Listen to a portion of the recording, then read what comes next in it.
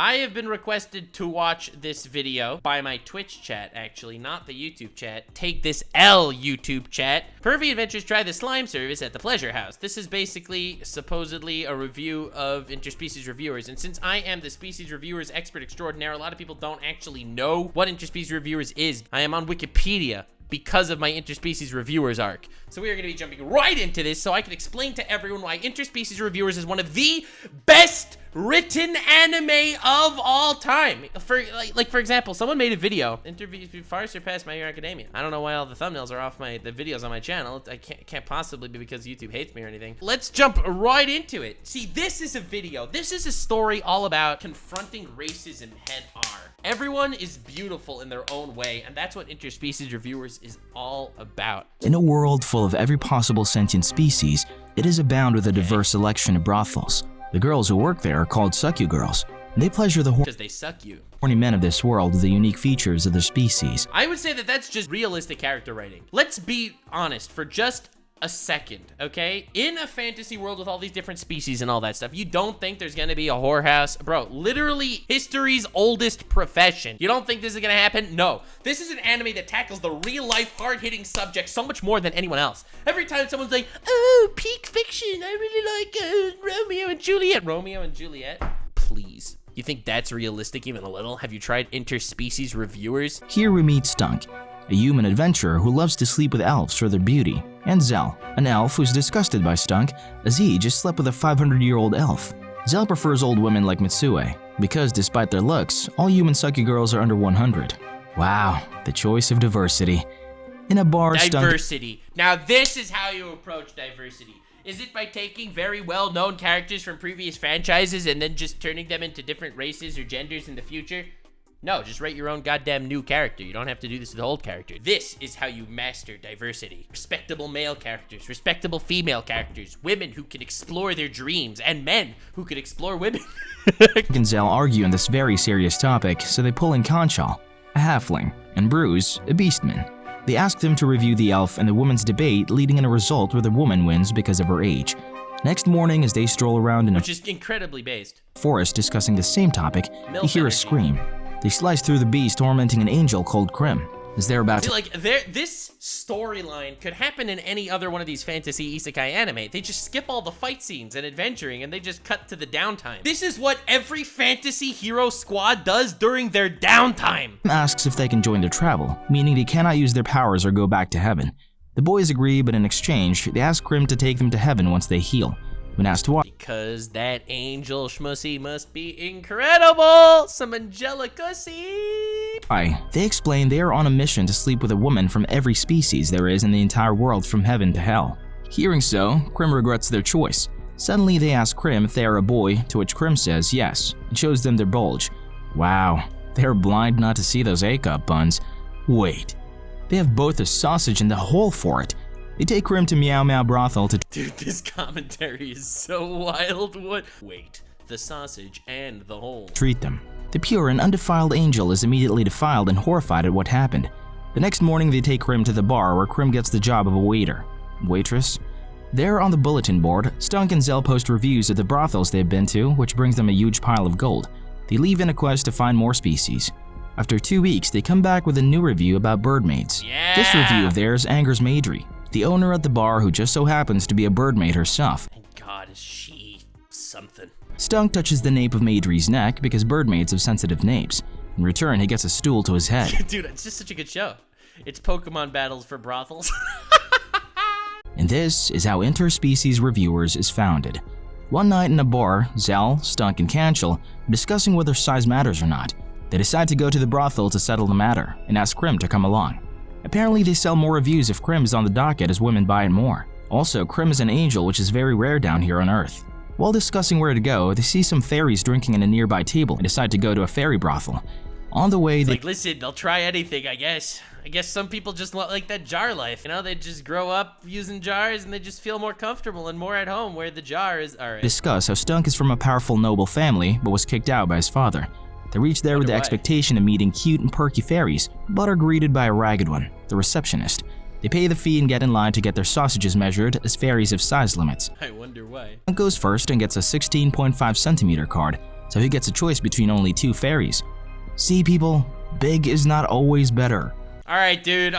Stop coping, baby. We know. All right, okay. Zell and Canchel also get their sausages measured, and since theirs is smaller, they get a wider range of choices. But to everyone's surprise, no one in the brothel can handle Crim. They all post honest reviews, which leaves the readers wondering about Crim and the missile that he's hiding in his pants. Later, the Demon King addresses the public as elections are near. We learn that the Orc Party is— See, this is the wildest part. Like, again, this is the downtime of these adventures.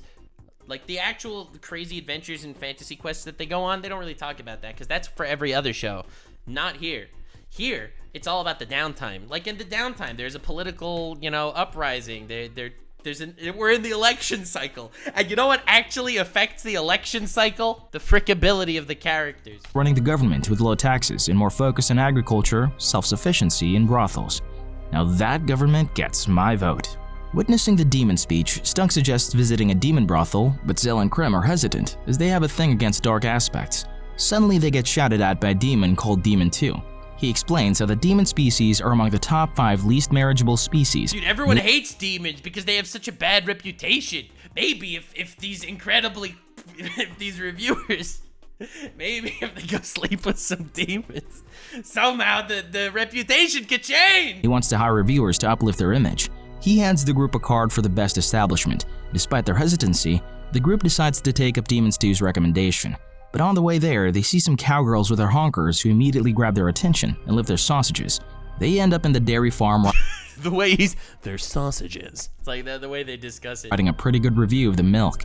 This brothel— Okay, dude, this commentary is throwing me for a loop, especially with the eerie music in the background. It's like, oh my god, tickle my pickle, this is wild. is not ordinary, as it is a gender change brothel. They drink a potion, turning into girls. Oh baby! This is one of the best episodes. They creepily check each other out down to the pores. Crim gets creeped out and tries to leave, but gets stopped as the policy there restricts it. After all this, they visit a brothel that has a partnership with a gender swap for an ultimate lesbian experience. They choose their girls. Each one of them has a girl-on-girl experience. Stunk and Canchel don't get such pleasures, but Zell, who picked Slime Girl, really has the best time. One day, technology will get far enough. Yes, people here can honk a slime. And Crim, who picked the hyena girl, has a great time as well, since even female hyenas have boy parts down there, if you know what I mean. Hyena girl out there. When the review comes out, Crim shocks everyone again, as they realize Crim would clap any gender they get. On a stormy night, we hear Crim scream as the others lie in the rain unconscious. A week later, and the bar still solemn in memory of the boys they just lost, the narrator starts thanking the viewer as the reviewers will live in the hearts of the people. Heh, fooled you. There's more to come. Wasn't you said come. this supposed to be R-rated? Why does the narrator treat us like kids? The narrator reverts the clock to explain what actually happened. The reviewers stumble upon a road they have not been through in the brothel area. They find a brothel with all-you-can-honk kind of service for really cheap. As they enter, they see a room full of low-level lilims, who are very thirsty for a good time. The boys are told to sign a contract that the brothel won't be held responsible if they die in there. The censoring. I wonder why. The boys are challenged by the lilims to enter, to which Stunk asks Zell to cast a boost spell on them. Crim makes a smart choice and decides not to go in. The boys go in valiantly. They are sucked dry. They are only saved when 100 pigs come in to take revenge for the last time, because of which, the lilims turn their attention to them and the boys are tossed out into the rain. They take 3 weeks to recover and write reviews with low score. 0, 0, and 1. Because they were literally sucking them dry. One morning, the guys go to a volcano to gather some firestones from Adri. They are attacked by some rocky army, but Zell and Stunk fight them pretty easily. Turns out, Stunk has been a great fighter since he was young. When he was just a kid, he could defeat full-level knights, but for some reason he was thrown out by his nobleman father. For some reason.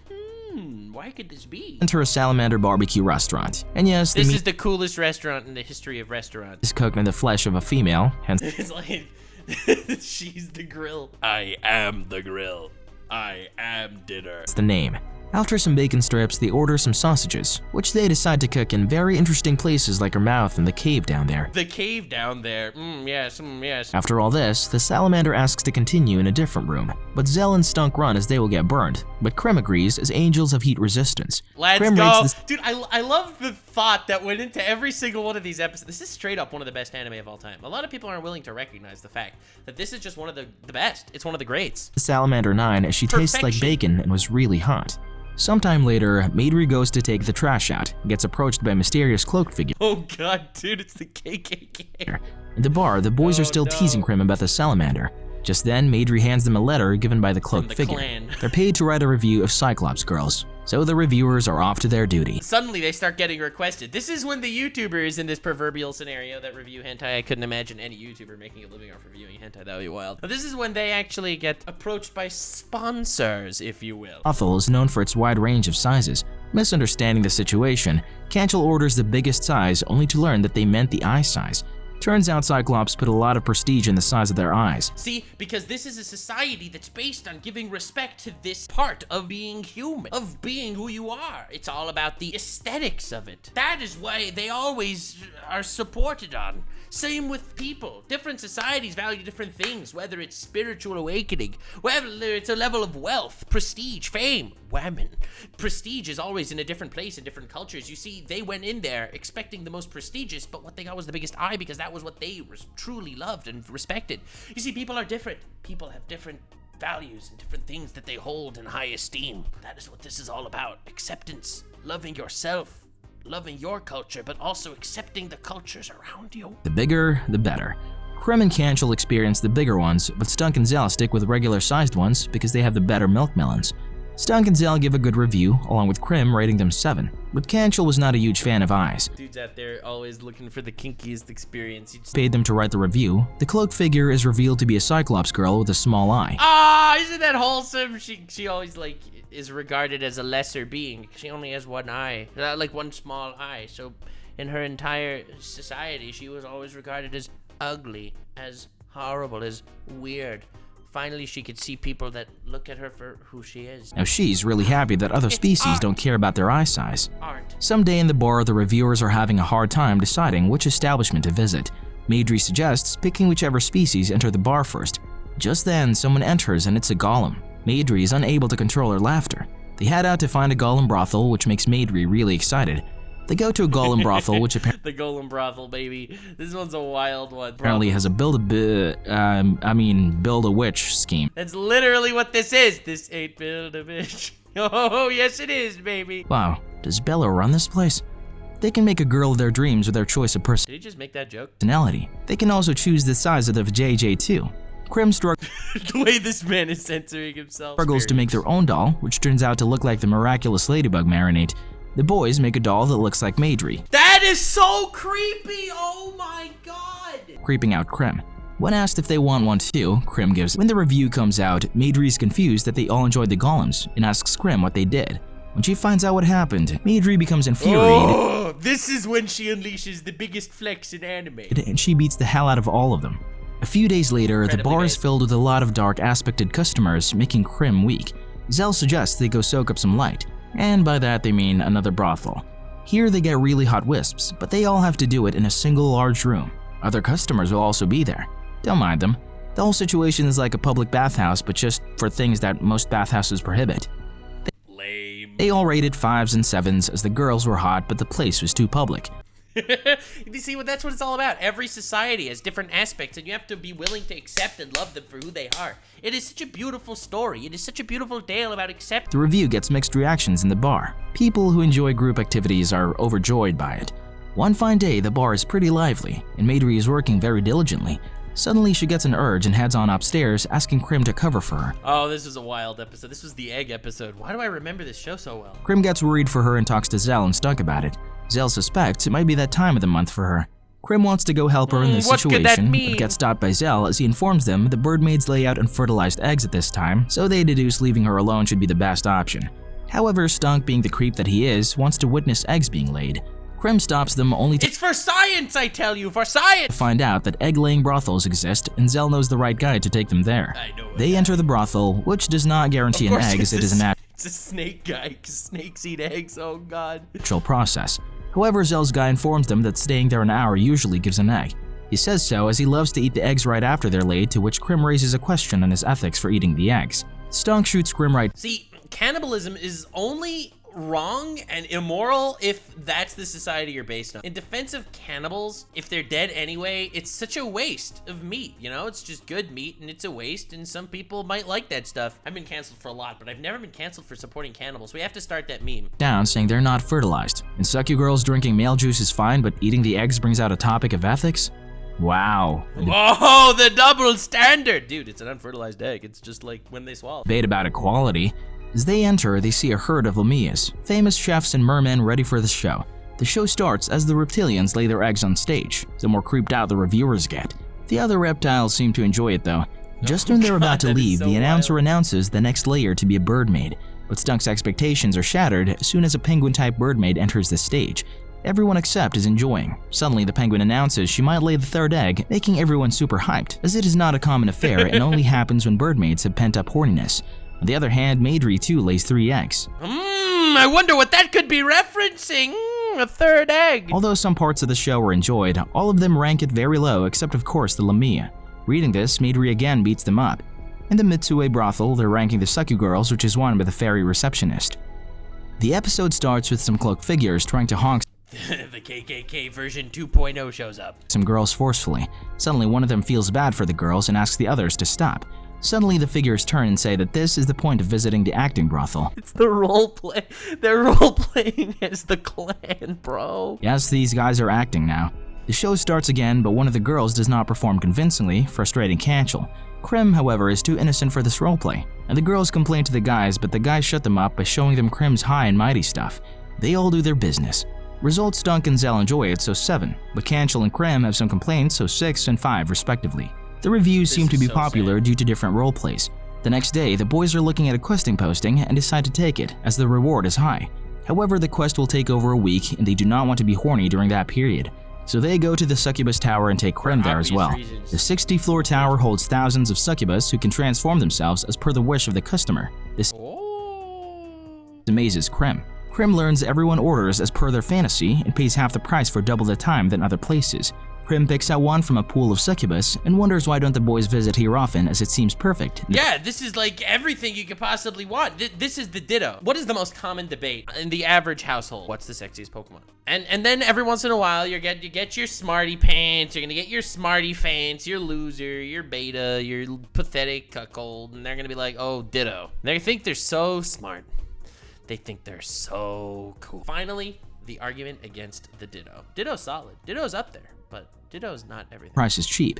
Crim is taken to the rooms and their bottle is sucked dry by the succubus until they are hollow. As they return like zombies, they don't pay any attention to the other girls, because this is what the succubus do. Suck you dry. Now, the guys can focus on their quest. They all review the Succubus Tower with 6 and 7 as they enjoyed it, but were drained completely. While the boys are out on quests, the others are impatient to It just ruins everything else. Post-nut clarity. get another review. The boys are on a mission to deliver some stuff to a vampire. Stunk and Bruise are eager to return, but Zell wants to stay and chat with the vampire. Hearing so, the vampire informs them that he has a brothel neighboring his place ready for customers. Of course he does. The vampire takes them to an undead brothel. Bruise is at a disadvantage, as his sensitive nose cannot handle the smell of the dead. The undead are rated at 6 by Stunk and Zell because of their cold bodies, but Bruise did not get any action. Yeah, that's just wild, man. The cold bodies, that's the biggest argument against necrophilia. I'm so glad someone finally brought up the main and primary reason why you should not be having sex with corpses. I'm really happy finally these topics are being discussed rationally. Resulting in a 3. And the vampire, well, he gave his kind an 8. Let's go. Meanwhile, in the city, Crim comes out of the animated slime brothel all alone, embarrassed at going by themselves. Crim went alone! Oh, Crim. You see, ladies and gentlemen, this is character development. Being that this is peak anime, and I will support and respect this anime until my dying day, this, ladies and gentlemen, is exactly what it's all about. Character development. My man got corrupted. This is like when I collab with YouTubers and suddenly they're doing Pokemon Smash or Pass streams. The boys ask Crim for their review. This is a special brothel where magic is used to animate the slime for various uses. Crim enjoys the bondage and penetration and the easy cleaning aspect of it, giving it a 9. Bruise passes on it and decides to go to his favorite ice bear. The boys question Crim on how did they find this place and find out that Canchel brought some reviews of other guys who ripped off their ideas. Nani? Someone stole their idea. This is like when I make biggest flexes in anime and then Annie News comes out with this video, the biggest flexes in isekai. Ugh. No, I'm kidding. Honestly, that was hilarious. I have nothing against Annie News. This infuriates the boys, but soon settle down as thinking anyone is allowed to do this, and they don't have the grounds to sue. They actually start enjoying the review by these other guys. They find a review written by a director who films lesbian sucky girls in action and about a place that got full points.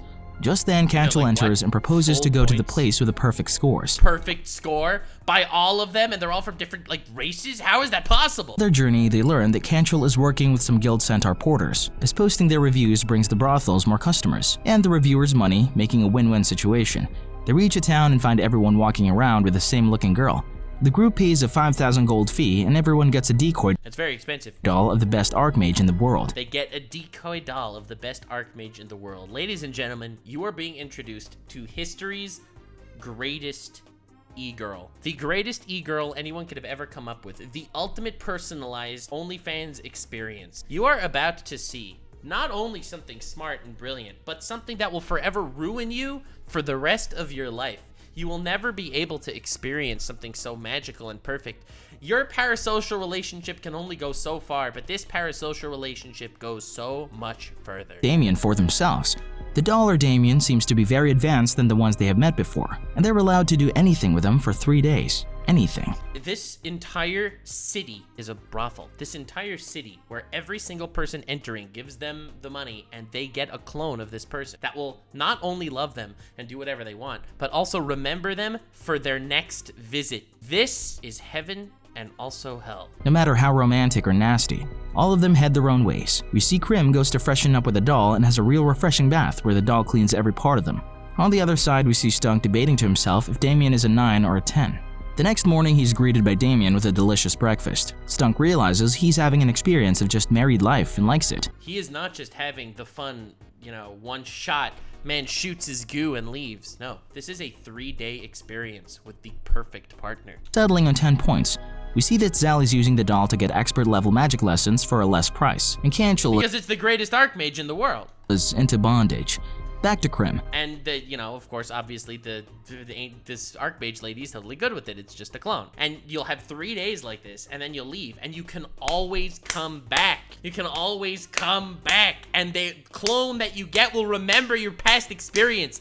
It's not just rent a girlfriend. This is a life-crushing and destroying perfect utopia. This is literally heaven, but also hell. You can never accomplish anything in your life. This is the perfect experience and life for you to have. We see them talking about their broken halo.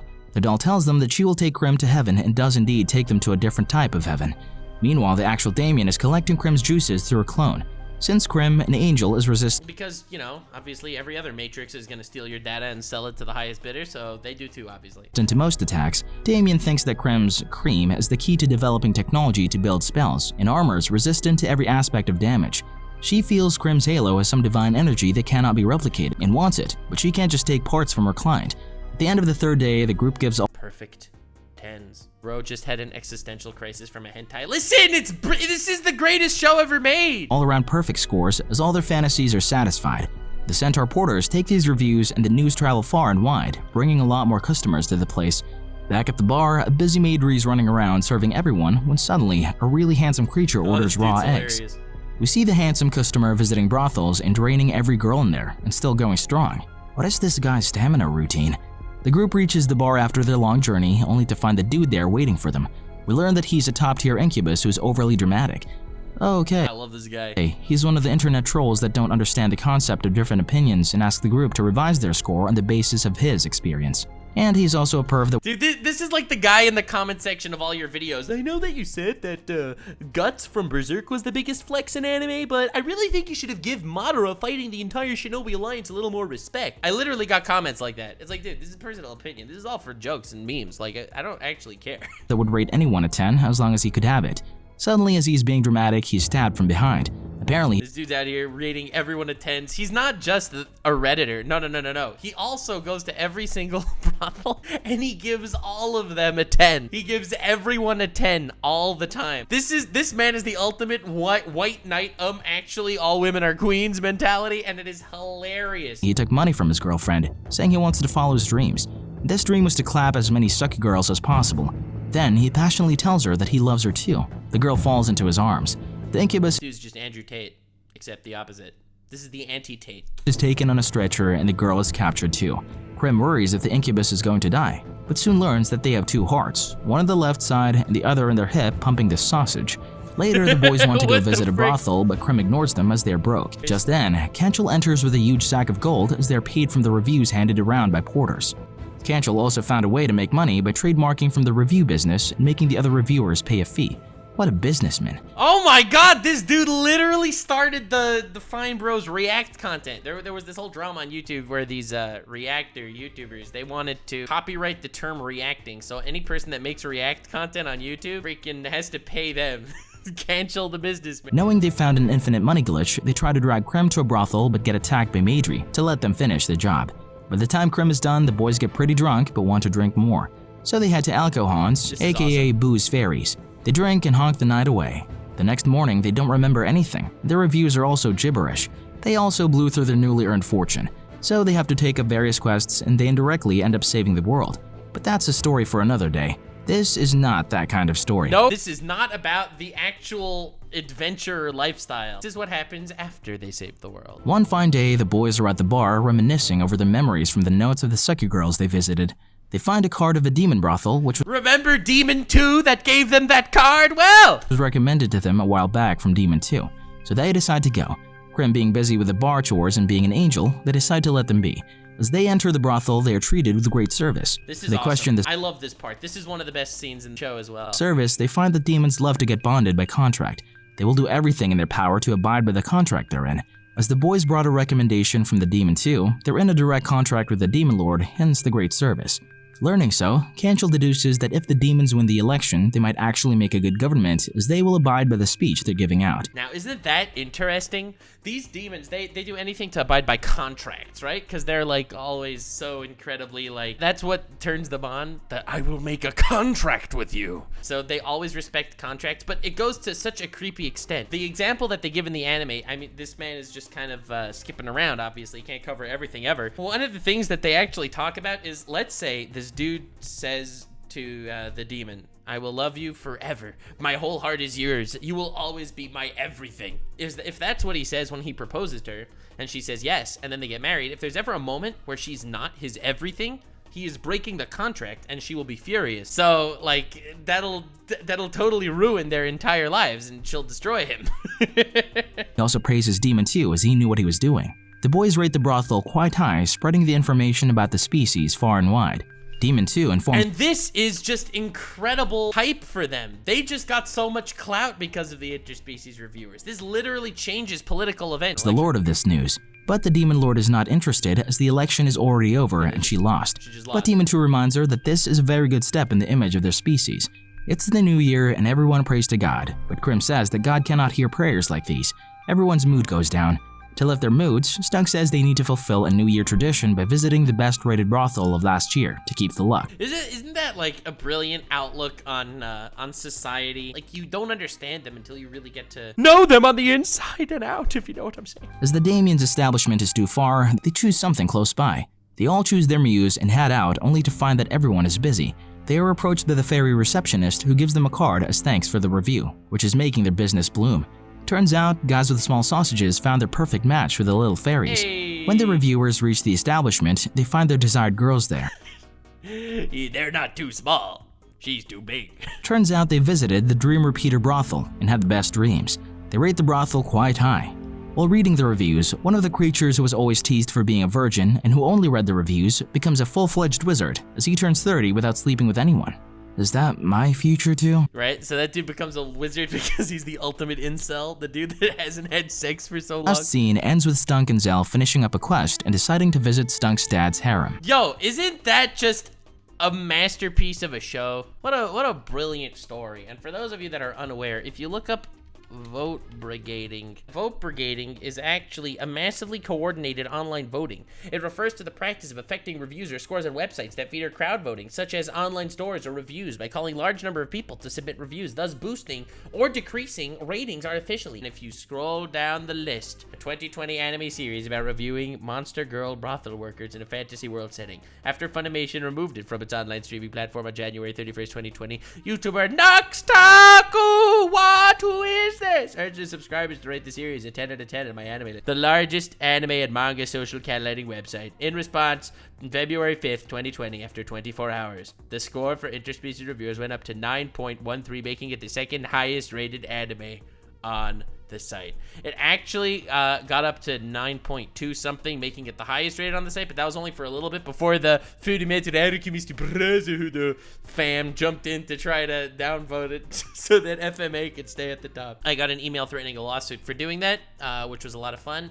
This really abridged a really long and hilarious drama. This was my favorite drama I've ever been in. This was easily the funniest thing I think I've done, for sure. Like, this was wild. That was just hilarious. But anyway, thank you for joining me on this walk down memory lane. And Interspecies reviewers, one of the greatest anime of all time. Like, subscribe, and follow me on Twitch. Stay weird, fam.